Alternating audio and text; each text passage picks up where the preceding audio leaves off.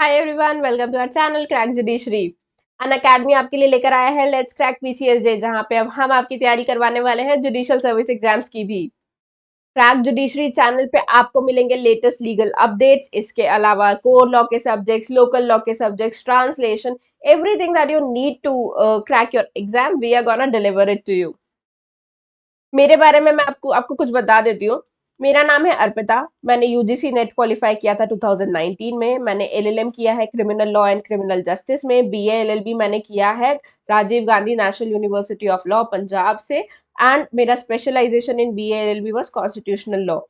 अब मैंने MP civil जज भी सिविल जज के मेंस एग्जाम भी क्लियर किए हैं three time. So this was about me. अब हम आते हैं टॉपिक पे। हमारा आज का टॉपिक है स्पेसिफिक रिलीफ एक्ट के अंडर सेक्शन 17, 18 एंड 19। आज हम 17, 18 एंड 19 कंप्लीट करने वाले हैं। हमने 16 तक सब कुछ पढ़ लिया है, सारे ही वीडियोस यूट्यूब पे अवेलेबल हैं। अगर आपने इस सीरीज के पहले वाले वीडियोस नहीं देखे हैं तो आप अभी देख लीजिए जल्दी से, क्योंकि हमने सारे ही जो स्पेसिफिक रिलीफ एक्ट के सारे ही सेक्शंस हमने किए हैं। हमने कोई भी सेक्शन स्किप नहीं किया है। जहां जहां भी केस लॉ रेलिवेंट थे हमने वहां केस लॉज भी पढ़े हैं। सारे ही चीजों को हमने एग्जाम्पल से समझा है ताकि आपको इजीली सारी चीजें समझ में आ जाए। तो अगर आपने 16 तक के वीडियोस नहीं देखे हैं तो आप एक बार वो देख लीजिए। और फिर हम आते हैं 17 पे। एक और बात, हमने जो 16 तक वीडियो किए हैं, इनफैक्ट हम ये पूरी सीरीज स्पेसिफिक रिलीफ एक्ट की जो पूरी सीरीज है ये हम 2018 के अमेंडमेंट को इंक्लूड करते हुए कर रहे हैं, राइट। एंड इसीलिए अगर आप अभी तक नहीं देखा है तो अब देख लीजिए, वरना अगर आपने देख लिया है तो हम 17 से स्टार्ट कर देते हैं। तो सेक्शन 17 क्या कह रहा है, देखिए जरा एक बार। सेक्शन 17 कह रहा है कॉन्ट्रैक्ट टू सेल और let property by one who has no title not specifically enforceable. यानी यहाँ पे स्पेसिफिक एनफोर्समेंट कौन करवाना चाह रहा है? एक ऐसा पर्सन जिसने प्रॉपर्टी को सेल कर दिया है या लेट कर दिया है। लेट करना यानी रेंट पे देना, है ना। इसने या तो प्रॉपर्टी को सेल कर दिया है या लेट कर दिया है, लेकिन इसके पास टाइटल नहीं है, यानी इसके पास ओनरशिप नहीं है। अब इसके अंदर देखते हैं ये क्या कह रहा है कि अ कॉन्ट्रैक्ट टू सेल और let any immovable property can not be specifically enforced in favour of a vendor और लेसर। वेंडर कौन हुआ? वेंडर हुआ सेलर, और लेसर कौन हुआ? जिसने प्रॉपर्टी लेट की है, जिसने प्रॉपर्टी लीज की है। ठीक है। कह रहा है ए क्या कहता है, who knowing himself not to have any title to the property has contracted to sell the property। यानी जिसको पता है कि प्रॉपर्टी पे मेरा हक नहीं है, उसने प्रॉपर्टी सेल कर दी है या लेट कर दी है। ठीक है, उसने कॉन्ट्रैक्ट किस चीज का किया है? सेलिंग का किया है या लीज का किया है। ठीक है। नाउ इसका इसमें जो एक इंपॉर्टेंट चीज है ना, इसको आप अंडरलाइन कर लो, ये नोइंग, यानी इसको पता होना चाहिए that he doesn't have the title, इसके बाद उसने सेल किया या लेट किया है। इसका बेस्ट एग्जाम्पल है बंटी और बबली वाला। बंटी और बबली अगर आपने मूवी देखी है तो आपको पता होगा कि उसमें बंटी और बबली ताजमहल को लीज कर देते हैं, ताजमहल को रेंट पे दे देते हैं फॉर अ वेडिंग। नाउ क्या बंटी और बबली के पास टाइटल था? नहीं, राइट। इन दैट केस, अगर जिन पर्सन को, लेट्स से ए और बी को, जिन्होंने ए और बी जो फॉरेनर्स थे, जिनको उसने उन्होंने लीज की थी प्रॉपर्टी, अगर वो पैसा देने से मना कर दे, अगर वो उसका रेंट देने से, जो लीज का अमाउंट है वो देने से मना कर दे, तो क्या बंटी और बबली स्पेसिफिक परफॉर्मेंस करा सकते हैं उन फॉरेनर्स से? नहीं करवा सकते, ऑफ कोर्स नहीं करवा सकते। क्यों नहीं करवा सकते? क्योंकि उनके पास टाइटल ही नहीं है, they do not have any title over the property, है ना। That is why they can not obtain specific performance. यही हमारा ए कह रहा है, this is what A is saying. इसको दूसरे एग्जाम्पल से समझ लेते हैं, अगर बंटी बबली नहीं देखी है तो लेट्स से ये एक प्रॉपर्टी है। ठीक है, ये प्रॉपर्टी ए बेचने बेचने का कॉन्ट्रैक्ट किससे कर लेता है? बी से कर लेता है। ये प्रॉपर्टी किसकी है? क्या ये प्रॉपर्टी ए की है? नहीं, ये प्रॉपर्टी है सी की। लेट्स जस्ट से ये प्रॉपर्टी किसकी है? सी की है। और कॉन्ट्रैक्ट किसने कर लिया है? ए ने कर लिया है। किससे कर लिया है? बी से कर लिया है। ए को पता है कि ये प्रॉपर्टी उसकी नहीं है। ये क्या है? ये थोड़ा ना ओवर स्मार्ट पर्सन है। ये क्या चाह रहा है कि पैसा मिल जाए इसको कैसे भी। बी तो भोला भाला आदमी है, उसको क्या पता चलेगा कि प्रॉपर्टी किसकी है। अब जब जिस दिन कॉन्ट्रैक्ट का एग्जीक्यूशन होना था उस दिन बी पैसा देने से मना कर देता है। ए चला जाता है कोर्ट, ए कहता है कि स्पेसिफिक परफॉर्मेंस करवाया जाए, मुझे बी से पैसा दिलवाया जाए। अब कोर्ट ये कहेगा कि क्या तुमने जिस प्रॉपर्टी का कॉन्ट्रैक्ट किया क्या उसका टाइटल तुम्हारा था, क्या प्रॉपर्टी में ओनरशिप तुम्हारी थी जिसका तुमने कॉन्ट्रैक्ट किया था। अगर नहीं तो फिर कोई स्पेसिफिक परफॉर्मेंस नहीं करवाया जाएगा तुम्हारे लिए। ठीक है, क्लियर है। यही कह रहा है हमारा ए क्लॉज। अब बी क्या कहता है, देखिए जरा। बी कह रहा है हु दो he entered into a contract believing that he had a good title. इस बिलीविंग वर्ड को कर लीजिए, पहले वाले में नोइंग था, अब ये कह रहा है believing he had a good title to the property can not at the time fixed by the parties or by the court for the completion of sale or letting give the purchaser or lessee a title free from reasonable doubt. ठीक है, आपने TPA पढ़ा है, transfer of property act पढ़ा है। Transfer of property act अगर आपने पढ़ा है तो उसमें एक सेक्शन 6 भी लिखा है, राइट। सेक्शन 6 में कौन प्रॉपर्टी ट्रांसफर कर सकता है उस बारे में बात की गई है। अ, अ, एक सेक्शन 6 में एक एयर अपरेंट की भी बात हुई है, राइट। सेक्शन 6 बात करता है एयर अपरेंट की, यानी कौन है ये पर्सन, ये पर्सन वो है, 6 में वो प्रॉपर्टीज है जो कि ट्रांसफर नहीं की जा सकती। तो एयर अपरेंट कौन है, ये वो पर्सन है जिसको प्रॉपर्टी मिलने वाली है या फिर जिसको प्रॉपर्टी मिल सकती है। अब इसको एग्जाम्पल से, इस पूरे क्लॉज को एक एग्जाम्पल से समझते हैं। तो लेट्स से ये घर है, ठीक है। मैं इस घर में रहती हूँ, ये घर किसके नाम पे है, मेरे पापा के नाम पे। पापा मुझे कहते हैं कि तुम अगर सिविल जज बन गई तो मैं ये घर तुम्हारे नाम पे कर दूंगा। मैं बहुत खुश, मैं बहुत एकदम जोरों शोरों से अपनी तैयारी शुरू कर देती हूँ सिविल जज की कि इस साल तो मैं निकाल ही लूंगी चाहे कुछ हो जाए। मैं तैयारी इतनी अच्छी से शुरू कर देती हूँ, मुझे बहुत कॉन्फिडेंस आ जाता है कि मैं तो बन ही जाऊंगी सिविल जज। तो इसी बीच में मैं क्या कर लेती हूँ, इस घर को बेचने का कॉन्ट्रैक्ट कर लेती हूँ। किसके साथ कर लेती हूँ, बी के साथ कर लेती हूँ। अब सिविल जज का रिजल्ट आता है, मेरा सिलेक्शन नहीं होता है, पापा मना कर देते हैं कि प्रॉपर्टी मैं नहीं दूंगा तुमको। नाउ क्या मैं बी के अगेंस्ट स्पेसिफिक परफॉर्मेंस का कॉन्ट्रैक्ट कर सकती हूँ कि बी मुझे पैसा दे इस प्रॉपर्टी के लिए? नहीं कर सकती। क्यों नहीं कर सकती? क्योंकि मेरे पास टाइटल नहीं है। लेकिन जब मैंने कॉन्ट्रैक्ट किया था तब मैंने गुड फेथ में बिलीव किया था कि ये प्रॉपर्टी मुझे मिलने वाली है, राइट। ये प्रॉपर्टी मुझे मिल जाएगी, इस गुड फेथ में मैंने ये कॉन्ट्रैक्ट किया था। अब जिस दिन एग्जीक्यूशन होना है इस कॉन्ट्रैक्ट का, उस दिन मैं इस प्रॉपर्टी का टाइटल नहीं दे पाई, टाइटल नहीं दिखा पाई, क्योंकि मेरे पास टाइटल आया ही नहीं, है ना। इसीलिए ये कॉन्ट्रैक्ट का स्पेसिफिक एनफोर्समेंट नहीं कराया जा सकता। मैं इस कॉन्ट्रैक्ट का स्पेसिफिक एनफोर्समेंट नहीं करा सकती। यहां तक क्लियर हुआ। अब इसका सेकेंड इसका सबसेक्शन 2 कह रहा है कि जहां तक पॉसिबल हो, as far as may be, जहां तक पॉसिबल है, सबसेक्शन 1 जिसमें दो क्लॉज है ए और बी, ये दोनों किस पे एप्लीकेबल होंगे? सेल और हायर ऑफ मूवेबल प्रॉपर्टी पे भी ये अप्लाई होंगे।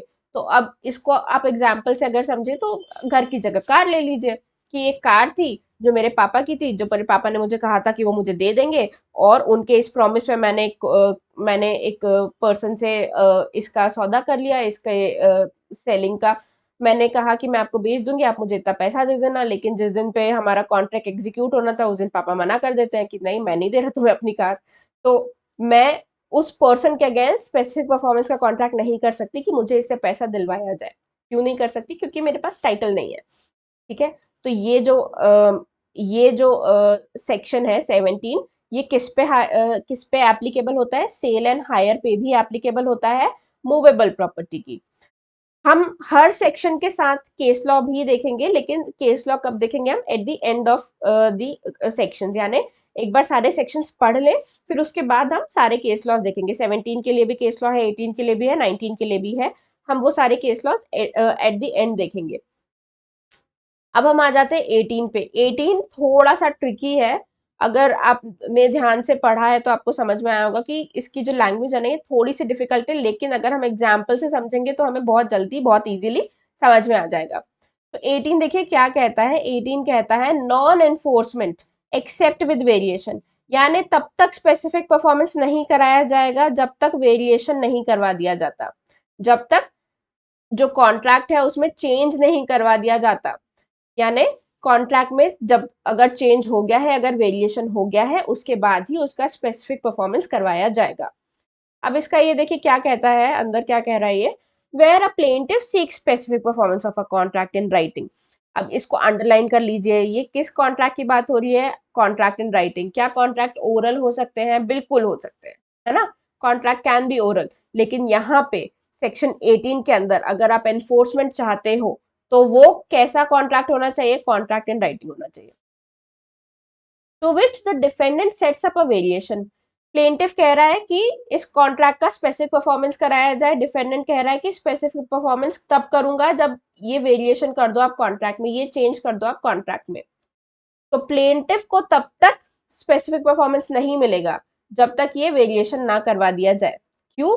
क्योंकि वेरिएशन इन क्लॉजेस के अंडर आते हैं। अब ये क्या वेरिएशन है जरा ये देख लेते हैं। पहला कह रहा है वेयर बाय फ्रॉड, मिस्टेक और misrepresentation, the contract of the written contract of which performance is sought in its term or effect different from what the parties agreed to or does not contain all the terms agreed to between the parties on the basis of which the defendant entered into a contract। अब इसको हम दो part में पढ़ेंगे। पहला part है ये where से लेके टू तक, और दूसरा पार्ट है डज नॉट कंटेन से लेके यहाँ तक। तो पहले पार्ट को अगर आप समझना चाहते हैं तो इसको एग्जाम्पल से समझते हैं, बहुत इजी है इसका एग्जाम्पल। ये कह रहा है कि जहां पे प्लेंटिफ ने फ्रॉड किया या मिस्टेक की या फिर मिसरिप्रेजेंटेशन किया और फिर उसका लेकिन और इस वजह से क्या हुआ, इस वजह से जो इफेक्ट था वो डिफरेंट था from what the parties agreed to. इसको एग्जाम्पल से समझते हैं, देखिए। नाउ सॉरी, ठीक है, एक एक पर्सन है ए, इसको एक कार खरीदनी है। ये बी के पास जाता है, बी के पास बहुत सारी कार्स है, बहुत सारी हाई एंड कार्स रखता है बी, और कुछ रेगुलर कार्स भी रखता है। नाउ बी कहता है, ए कहता है कि आपकी वाइट कार जो है वो मुझे बहुत पसंद आई है और ये आप मुझे दे दीजिए 10 लाख रुपए में। बी अग्री कर लेता है।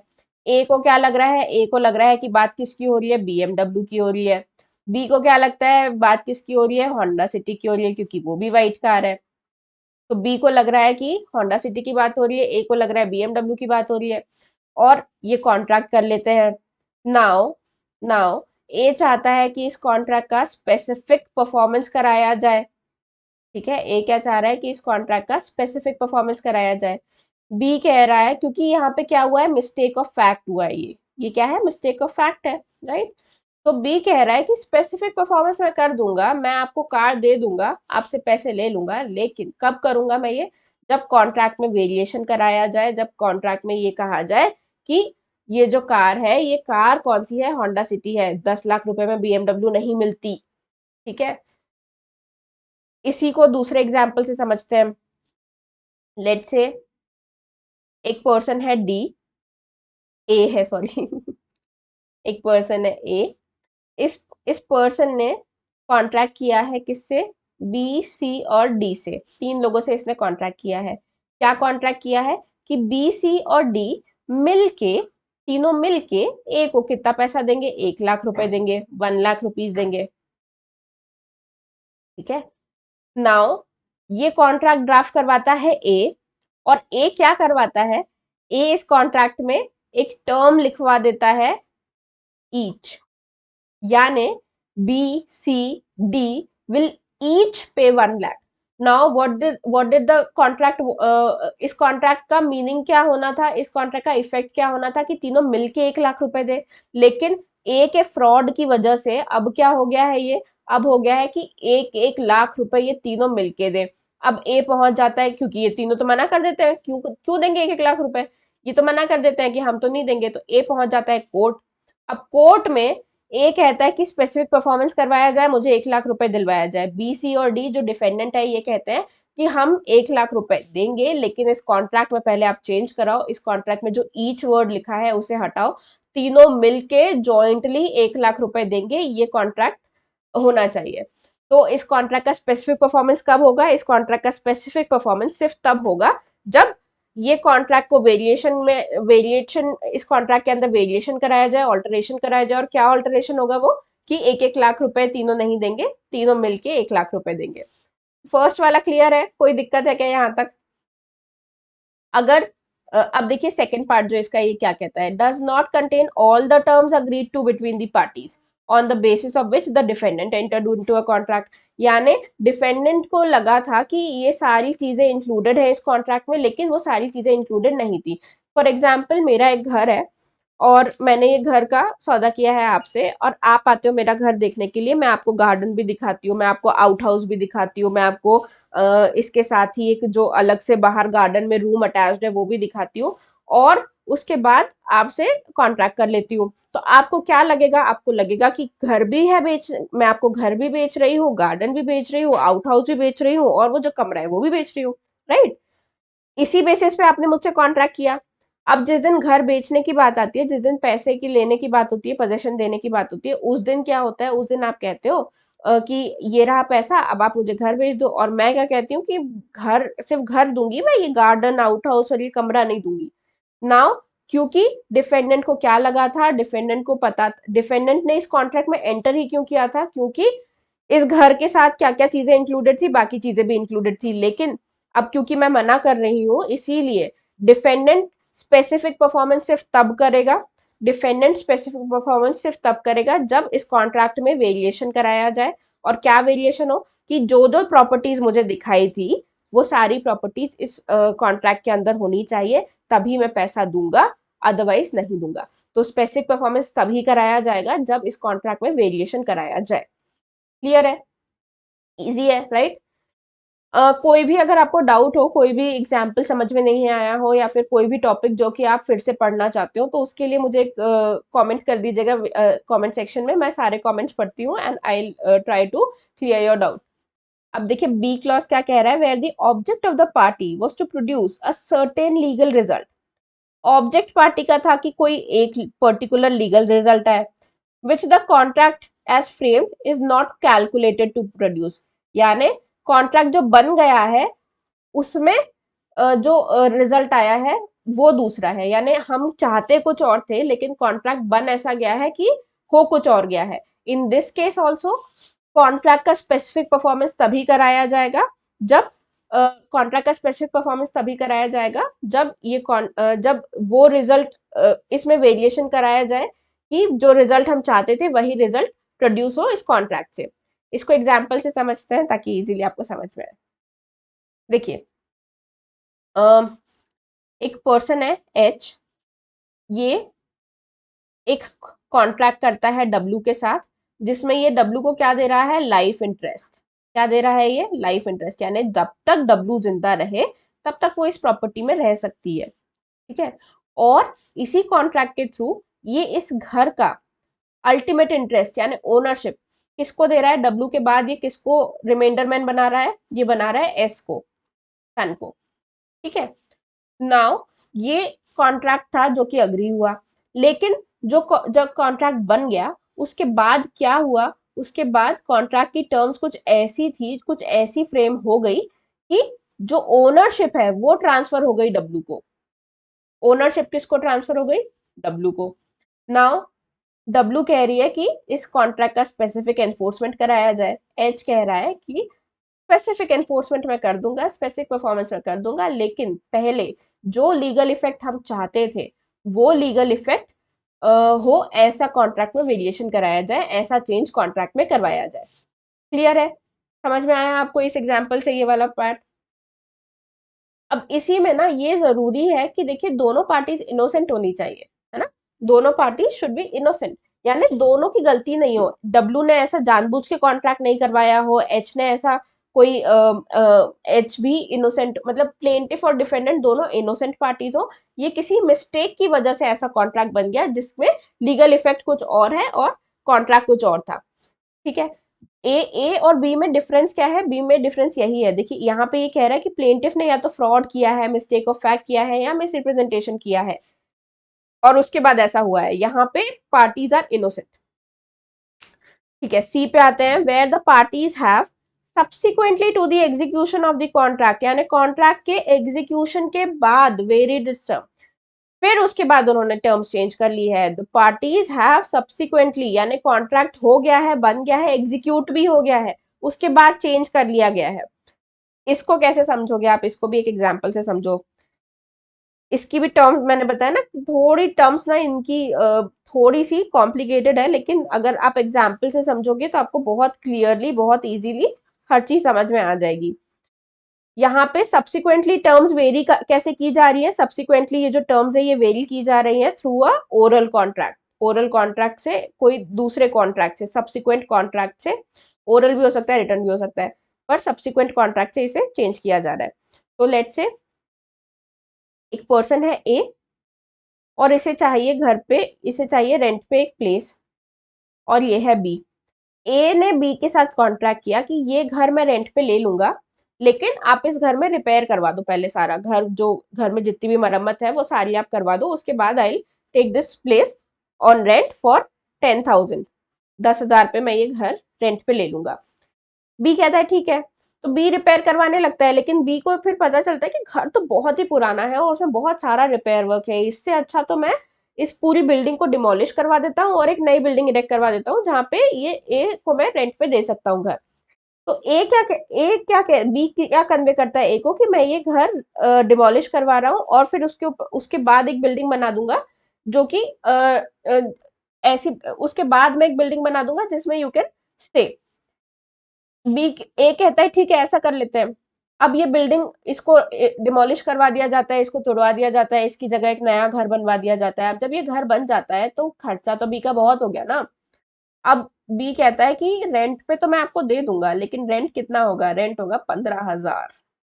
10,000 पे हमारी बात हुई थी, लेकिन अब क्योंकि subsequent to the execution of contract the terms have varied, subsequent to the execution of contract ये टर्म जो है ये चेंज हो गए हैं, इसीलिए अगर आप चाहते हो स्पेसिफिक परफॉर्मेंस इस कॉन्ट्रैक्ट का, तो इस कॉन्ट्रैक्ट में चेंज करवाया जाए, जो 10,000 रुपए लिखा हुआ है उसे चेंज करवा के 15,000 करवाया जाए। ठीक है, यहां तक कोई डाउट है क्या आपको? आई होप एग्जाम्पल से चीजें क्लियरली समझ में आ रही होगी। 18 का भी केस लॉ है जो कि हम लास्ट में देखेंगे। अब आते हैं सेक्शन 19 पे। सेक्शन 19 देखिए क्या कह रहा है, relief against parties and persons claiming under them by subsequent title. Relief against parties and persons claiming under them by subsequent title. Section 15 आपने पढ़ा है ना? सेक्शन 15 अगर नहीं देखा है तो उसका वीडियो बना हुआ है, ऑलरेडी देख लीजिए। सेक्शन 15 कहता है who can sue for specific performance, कौन सू कर सकता है फॉर स्पेसिफिक परफॉर्मेंस। 19 क्या कहता है, 19 कह रहा है हु कैन बी सूड, यानी किसके अगेंस्ट सूट फाइल किया जा सकता है स्पेसिफिक परफॉर्मेंस के लिए। ठीक है, तो इसको 15 के साथ आप पढ़ोगे तो आपको इजीली समझ में आएगा। 15 अगर आपने नहीं देखा है, सेक्शन 15 पे हमने अलग से एक्सक्लूसिवली बनाया है वीडियो, तो अगर आपने वो नहीं देखा है तो आप पहले वो देख लीजिए ताकि आपको क्लियरली समझ में आ जाए। अब ये क्या कह रहा है यहाँ पे देखो, ये कह रहा है कि except as otherwise provided in this chapter specific performance of the contract may be enforced against, किसके अगेंस्ट enforce किया जा सकता है specific performance, किसी भी पार्टी के अगेंस्ट। तो कॉन्ट्रैक्ट में 2 पार्टीज होती है मिनिमम, ज्यादा भी हो सकती हैं, तो इन सारी पार्टीज में से किसी भी पार्टी के अगेंस्ट स्पेसिफिक परफॉर्मेंस करवाया जा सकता है। दूसरा क्या कह रहा है, any other person claiming under him by a title arising subsequently to the contract, यानी एक कोई भी ऐसा पर्सन जिसको टाइटल मिल रहा है कब, कॉन्ट्रैक्ट करने के बाद, except a transferee for value who has paid his money in good faith without notice of the original contract. पहले इतना पार्ट समझ लेते हैं फिर एक्सेप्शन समझेंगे इसका। तो लेट्स से कि एक हम घर ही बेच रहे हैं, ठीक है, इस पूरे लेक्चर में हम सिर्फ घर बेचेंगे।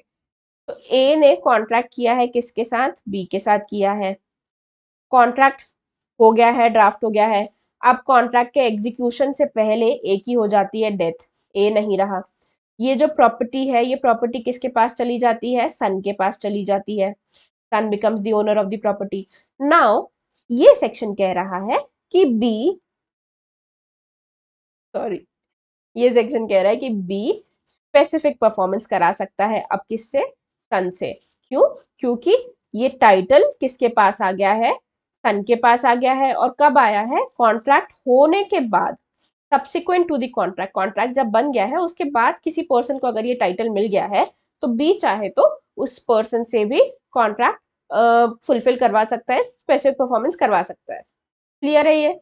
यहाँ तक ठीक है। अब ये कह रहा है एक्सेप्शन, इसका क्या कह रहा है? Transferee for a value who has paid his money in good faith and without notice of the original contract. यानी एक घर है, ए ने इस घर को किसको बेचा है? बी को बेचा है। और यही घर ए ने किसको बेच दिया है? सी को भी बेच दिया है। ए ने यही घर सी को भी बेच दिया है। C does not know anything about the original contract. C को नहीं पता है कि ए कि ये घर ऑलरेडी बी को मिल चुका है। C does not no this. ठीक है। और सी ने जो पैसा है वो किसको दिया है? वो पैसा दे दिया है ए को। He has transferred the money. Now see के अगेंस्ट स्पेसिफिक परफॉर्मेंस करवाया जा सकता है क्या? नहीं करवाया जा सकता। सी के अगेंस्ट स्पेसिफिक परफॉर्मेंस नहीं कराया जाएगा। He is innocent party in this contract, right? ये पार्टी इनोसेंट है, इसके अगेंस्ट स्पेसिफिक परफॉर्मेंस नहीं करवाया जाएगा, इससे पैसा नहीं लिया जाएगा। ठीक है, क्लियर है? अब देखिए सी पार्ट क्या कह रहा है? Any person claiming under a title which though prior and known to the plaintiff might have been displaced by the defendant. ठीक है। ये क्या कह रहा है कि अगर ऐसा कोई कॉन्ट्रैक्ट किया है जिसमें जो टाइटल है वो प्लेंटिफ को पता था, उसकी नॉलेज में था कि ये जो टाइटल है ये डिस्प्लेस किया जा सकता है, और फिर भी प्लेंटिफ अगर कॉन्ट्रैक्ट करता है तो फिर स्पेसिफिक परफॉर्मेंस किसके अगेंस्ट करवाया जाएगा? उस पर्सन के अगेंस्ट कराया जाएगा जिसको टाइटल मिला है। इसको एग्जाम्पल से समझिए। तो कहाँ लिखूं मैं? यहां समझाती हूँ। ठीक है। एक प्रॉपर्टी है ये। इस प्रॉपर्टी के 3 जॉइंट ओनर्स हैं। 3 लोगों के बीच में ये प्रॉपर्टी है। ये है ए, बी और सी। ठीक है। ए ने अपना पार्ट बेचने के लिए किससे कॉन्ट्रैक्ट कर लिया है? डी से कॉन्ट्रैक्ट कर लिया है। नाउ ए की डेथ हो जाती है, ए डाइज। नाउ दिस प्रॉपर्टी, क्योंकि ये जॉइंट ओनर थे, 3 लोग जॉइंट ओनर थे, एक की अगर डेथ हो गई है तो ये प्रॉपर्टी किसको डिवॉल्व हो गई है? अब बी और सी में प्रॉपर्टी डिवॉल्व हो गई है, राइट? कॉन्ट्रैक्ट हो चुका है। D knew that A could be displaced, यानी डी को पता है कि एक से प्रॉपर्टी या तो ली जा सकती है या फिर ये प्रॉपर्टी डिवॉल्व हो सकती है किसी और पर्सन को। तो ये सारी चीजें डी को पता थी। अब डेथ हो सकती है, ये तो सबको पता ही होता है ना कि डेथ हो सकती है। तो इस केस में डी जो है ये किसके अगेंस्ट पैसे परफॉर्मेंस करा सकता है? ये बी के अगेंस्ट भी करा सकता है, सी के अगेंस्ट भी करा सकता है। यही सी कह रहा है। सी की लैंग्वेज थोड़ी सी डिफिकल्ट है, लेकिन एग्जैक्टली वो उसका मीनिंग यही है कि ए को पता, डी को पता है कि ए कैन बी डिस्प्लेस्ड। तो जिस पर्सन से डिस्प्लेस हुआ है वो उस पर्सन के अगेंस्ट स्पेसिफिक परफॉर्मेंस करवाया जा सकता है। सी ए कब ऐड हुआ है? 2018 के अमेंडमेंट से ऐड हुआ है ना? 2018 के अमेंडमेंट से ऐड हुआ है। 15 सेक्शन नंबर 15 अगर आप देखोगे, सेक्शन 15 अगर आप पढ़ोगे तो आपको उसमें समझ में आएगा कि ये क्या इसमें चेंजेस करवाए, क्या सेक्शन 15 में भी ये वाला जो पार्ट है लिमिटेड लाइबिलिटी पार्टनरशिप वाला, वो उसमें भी ऐड किया गया है। Who can sue for specific performance, उसके अंडर भी ऐड किया गया है। और 16 इसी में 19 के अंडर भी इसको ऐड किया गया है। ये क्या कह रहा है देख लेते हैं। Limited liability partnership has entered into a contract and subsequently becomes amalgamated with another limited liability partnership. ये कह रहा है कि एक एलएलपी था जिसने कॉन्ट्रैक्ट किया किसी के साथ, किसी और के साथ। ठीक है, लेट्स से ए के साथ। नाउ ये जो एलएलपी है ये अमालगमेट हो गया है दूसरी एलएलपी के साथ, और जो इन दोनों के अमालगमेशन से सी एक कंपनी बन गई है, सी एक नई एलएलपी बन गई है, सी एक नया लिमिटेड लाइबिलिटी पार्टनरशिप बन गया है।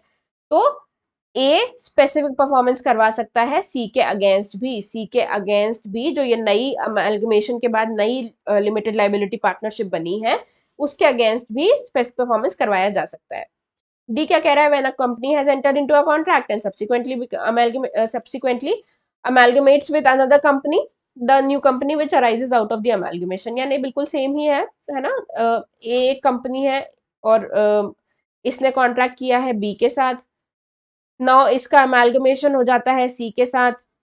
तो ये जो नई कंपनी फॉर्म हुई है दोनों से, बी चाहे तो इनके अगेंस्ट स्पेसिफिक परफॉर्मेंस करवा सकता है। ये जो नई कंपनी फॉर्म हुई है उसके अगेंस्ट स्पेसिफिक परफॉर्मेंस करवा सकता है।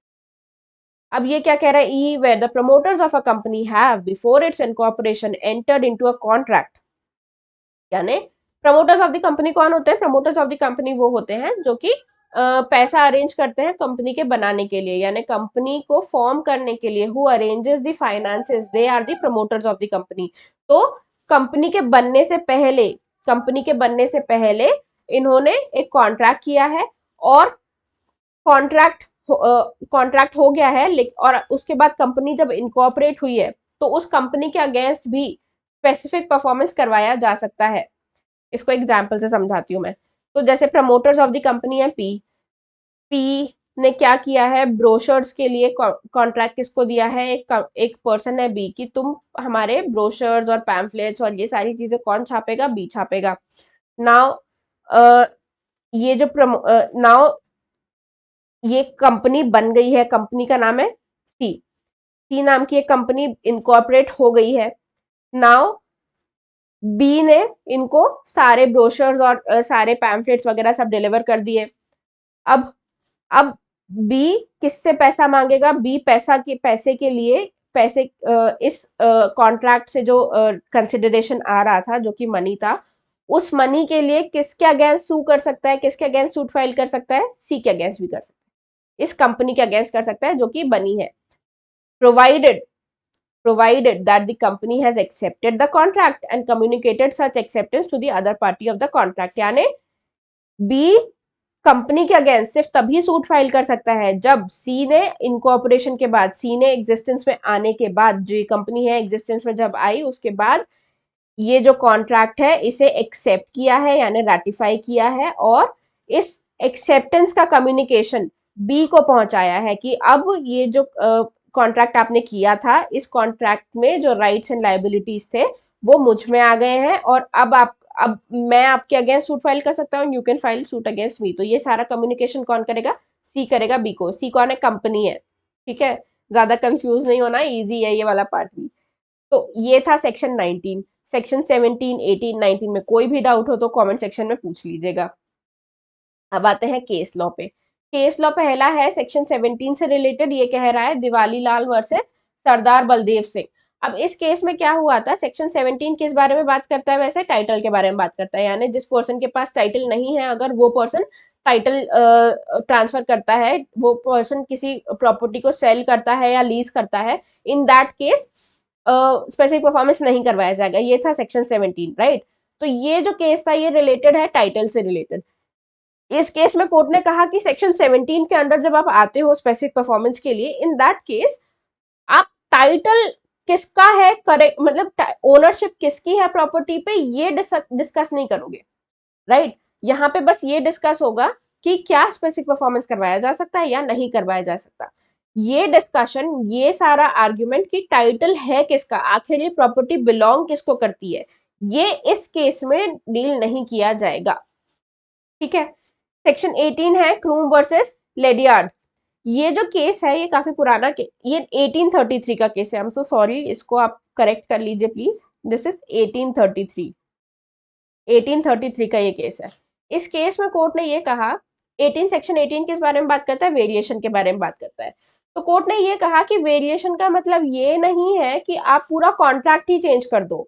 वेरिएशन का मतलब कोई ऐसा टर्म जो कि रह गया था, कोई ऐसा टर्म जो कि फ्रॉडुलेंटली इंसर्ट कर दिया गया, उसको चेंज करवाने की बात हो रही है। अगर आप लोगों ने पूरे होशो हवास में विद ओपन आईज अगर आपने कॉन्ट्रैक्ट में एंटर किया है, और उस कॉन्ट्रैक्ट वो, क्योंकि उस टाइम पे आपको लगा था कि ये कॉन्ट्रैक्ट हमारे लिए बेनिफिशियल है, तो लेटर ऑन आप कोर्ट के पास ये कह के नहीं आ सकते कि अब ये कॉन्ट्रैक्ट हमारे लिए बेनिफिशियल नहीं है, तो आप इस कॉन्ट्रैक्ट को पूरा चेंज कर दीजिए।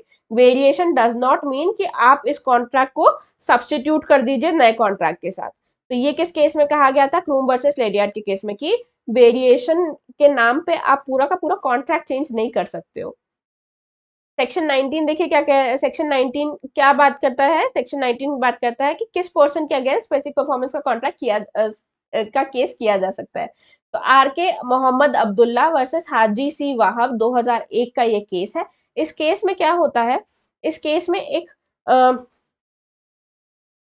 प्रॉपर्टी है, इसमें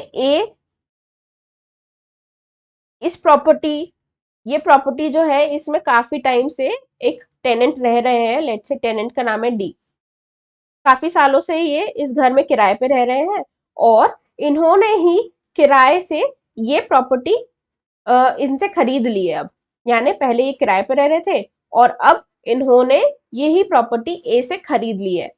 ए ने क्या किया है, ए ने यही प्रॉपर्टी किसको बेच दी है, सी को भी बेच दी है, सेम प्रॉपर्टी। नाउ सी कह रहा है कि ये बोनाफाइड परचेजर है, ठीक है, ये बोनाफाइड परचेजर फॉर कंसिडरेशन है। ये हमने कहाँ पढ़ा था, ये हमने इसमें पढ़ा था ना, बी क्लॉज में, any person claiming under him except a transferee for value who has paid his money in good faith and without notice.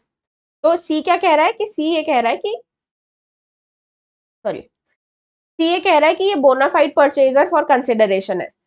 Now इस केस में बाद में पता चलता है, जब आर्ग्यूमेंट्स वगैरह होते हैं तब ये पता चलता है कि C always knew the relation between A and D. सी को पता था कि डी हमेशा से काफी सालों से इस घर में रह रहा है एज अ टेनेंट। तो इसका मतलब ये नहीं, इसका मतलब कि in all fairness this can not be said कि सी को नोटिस नहीं था, C had no notice about the contract between A and D. B clause में प्रोटेक्शन सिर्फ उस परचेजर को मिल रही है, सिर्फ उस बोनाफाइड परचेजर को मिल रही है जिसको नोटिस नहीं था कॉन्ट्रैक्ट का। लेकिन क्योंकि इस केस में C always knew the relation between A and D, that is why it can not be said that C is bona fide purchaser without notice and for consideration, and that is why D specific performance करवा सकता है, D specific performance करवा सकता है ए से, क्योंकि D के पास अब टाइटल आ गया है ना। तो अब ये जो घर है, लेट से इन्हें 5 लाख में खरीदा था और ये कितने में बेचा गया है, 6 लाख में बेचा गया है। तो अब चाहे डी तो 6 लाख रुपए इनसे लेके प्रॉपर्टी इनको दिलवा सकता है, ये स्पेसिफिक परफॉर्मेंस करवा सकता है सी से। I hope this is clear, I hope यहाँ तक कोई भी डाउट नहीं है। अगर कोई भी डाउट है तो again I am repeating again and again कि आप अब से मुझे कमेंट सेक्शन में पूछ सकते हैं। अब मैं आपको अनअकैडमी ऐप के एडवांटेजेस बताती हूँ। अनअकैडमी ऐप डाउनलोड करने का देखो फायदा ये है कि यहाँ पे यूट्यूब पे आपको काफी लेक्चर्स मिल जाएंगे, लेकिन कुछ लेक्चर्स हम अपने स्पेशल क्लासेस में देते हैं जो कि अनअकैडमी ऐप पे ही अवेलेबल है। तो आज हमने 19 तक किया है और 20th से 20th यानी जो सेक्शन 20 है, सब्सटीट्यूटेड सर्विस की बात कर रहा है। सो 20 से लेके 24 तक हम ये टॉपिक कहाँ कंप्लीट करने वाले हैं, स्पेशल क्लास में कंप्लीट करने वाले हैं। इसीलिए अनअकैडमी का ऐप अगर आपने डाउनलोड नहीं किया है तो आप कर लीजिए। ये जो स्पेशल क्लास है बाय द वे ये बिल्कुल फ्री है, आप बिल्कुल फ्री में आके ये क्लास देख सकते हैं। आपको स्पेशल क्लास में आने के बाद बस एक कोड यूज करना है विच इज माई कोड। आप मेरा कोड यूज करेंगे तो आपको सारी स्पेशल क्लासेस एक्सेसिबल होंगी, आपको सारी ही क्लासेस देखने को मिल जाएंगी। तो आपको बस वहां पे आके ये कोड यूज करना है to unlock the classes are free, special classes are free, ठीक है। तो अनअकैडमी अगर आप जो अनअकैडमी पे आप आते हो तो आपको यहाँ पे भी लाइव क्लासेस होती हैं। जैसे ये वाला क्लास रिकॉर्डेड है तो वहां पे आपको लाइव क्लास मिलेगी जहाँ पे हम इंटरैक्ट करते हुए आपस में क्वेश्चन, तो जो भी आपको डाउट है उसी टाइम मैं क्लियर करती जाऊंगी, उसी टाइम हम आपस में इंटरैक्ट करते हुए क्लास ले लेंगे। इसके अलावा आप वहाँ पे लाइव पोल्स में भी आंसर कर सकते हैं। मैं वहाँ पे काफी सारे एमसीक्यूज करवाती रहती हूँ जिससे आपकी तैयारी होगी प्रीलिम्स की भी, है ना। प्रीलिम्स के लिए, क्योंकि प्रीलिम्स में एमसीक्यूज ही आते हैं, मल्टीपल चॉइस क्वेश्चंस ही आते हैं, तो वहां पे आपकी तैयारी, आपकी एक्यूरेसी भी बढ़ जाएगी, स्पीड भी बढ़ जाएगी। तो इसलिए आप अनअकैडमी का ऐप डाउनलोड कर लीजिए। अनअकैडमी के ऐप पे स्पेशल क्लासेस सारी फ्री में है जैसा कि मैंने बताया है, और हमारा इस टॉपिक के बाद जो कंटिन्यूइंग टॉपिक है सब्स्टिट्यूटेड सर्विस का टॉपिक, वो टॉपिक हम उधर ही डिस्कस करने वाले हैं। तो आपने अगर अभी तक ऐप डाउनलोड नहीं किया तो आप वो ऐप डाउनलोड कर लीजिए। सब्स्टिट्यूटेड ये स्पेशल क्लास के फीचर्स मैं आपको बता देती हूँ कि यहाँ पे इंटरैक्टिव लाइव क्लासेस रहती हैं, पोल्स होते रहते हैं जिसमें हम एमसीक्यूज करवाते रहते हैं लर्नर से। आप रिमाइंडर सेट कर सकते हैं ताकि आपको याद नहीं रखना पड़े कि कब कौन सी क्लास है, आपको रिमाइंडर आ जाएगा। जो भी हम पढ़ाएंगे उसके लेक्चर नोट्स आपको अवेलेबल करवाए जाएंगे और आप ये क्लासेस कभी भी कहीं से भी एक्सेस कर सकते हैं। मेरी जो इस वीक की क्लासेस है मैं आपको बता देती हूँ। Substituted service under specific relief act 8 बजे 26 तारीख को होगी। 26 तारीख को 8 बजे। आप मुझे अनअकैडमी पे फॉलो भी कर सकते हो, मेरा लिंक डिस्क्रिप्शन में दिया हुआ है। अनअकैडमी ऐप पे आप मुझे फॉलो कर सकते हो, तो मेरी जो भी क्लासेस होंगी वो आपको पता चल जाएंगी। तो substituted service under specific relief act, ये 26 तारीख को है ये वाला लेक्चर। तो अगर आप बाद में भी देखते हैं तो आप इसका रिकॉर्डेड लेक्चर देख सकते हैं, रिकॉर्डिंग आपको मिल जाएगी, इस लेक्चर को आप एक्सेस कर सकते हैं। फिर इंजंक्शन जनरली ये हम पढ़ने वाले हैं 30th को, और perpetual injunction under specific relief act ये हम 8 बजे पढ़ेंगे 31st को। तो इसके बाद हमारा हो जाएगा स्पेसिफिक रिलीफ एक्ट खत्म। हमारे जो सब्सक्रिप्शन प्लान है, यानी ये क्लासेस तो फ्री है, लेकिन सब्सक्रिप्शन प्लान्स भी हैं हमारे, जो कि रेंज करते हैं 1 मंथ से लेके 24 मंथ्स तक। 1 मंथ का जो सब्सक्रिप्शन है वो है 6250 का। लेकिन अगर आप यही सब्सक्रिप्शन 12 मंथ का लेते हो, 18 मंथ का लेते हो या 24 मंथ का लेते हो, तो आपको कंपेरेटिवली काफी रीजनेबल रेट में ये मिल जाएगा। ऑल्सो ऑल्सो अब कोई भी सब्सक्रिप्शन आप लेते हो तो उसके लिए आप मेरा कोड यूज कर सकते हो, विच इज ARPI10। इस कोड को याद रखिएगा, ARPI10। आप जब भी मेरा कोड यूज करेंगे तो जो भी ऑफर्स चल रहे हैं उनके अलावा आपको एडिशनल 10% ऑफ मिलेगा। अगर आपको हमारे वीडियो का कोई भी कंटेंट इनअप्रोप्रिएट लगा है, या फिर अनअकैडमी की किसी भी वीडियो का कोई कंटेंट इनअप्रोप्रिएट लगा है, तो उस वीडियो के या फिर इस वीडियो के जो भी जिस भी वीडियो में आपको इनअप्रोप्रिएट कंटेंट मिला है, उसमें डिस्क्रिप्शन में एक लिंक दिया हुआ है जहां से आप इसे रिपोर्ट कर सकते हैं। हमारे जो बैचेस हैं, जो सब्सक्रिप्शन की बात मैं कर रही थी, उन बैचेस में एक एक्सेलरेटर बैच स्टार्ट हुआ है जहां पे हमारे टॉप एजुकेटर्स आपको पढ़ाने वाले हैं। टॉप एजुकेटर्स आपको पढ़ाने वाले हैं दिल्ली जुडिशियल सर्विस के लिए, MP जुडिशियल सर्विस के लिए, Chhattisgarh, Bihar, UP, Jharkhand. They are gonna prepare you for everything. तो आप इस बैच का भी चाहें तो सब्सक्रिप्शन ले सकते हैं। अगर आप पर्टिकुलरली यूपी PCSJ के लिए तैयारी कर रहे हैं, अगर आप चाहते हैं कि आपकी तैयारी particularly Uttar Pradesh judicial service की हो, तो आप ये 6 मंथ का बैच भी ले सकते हैं।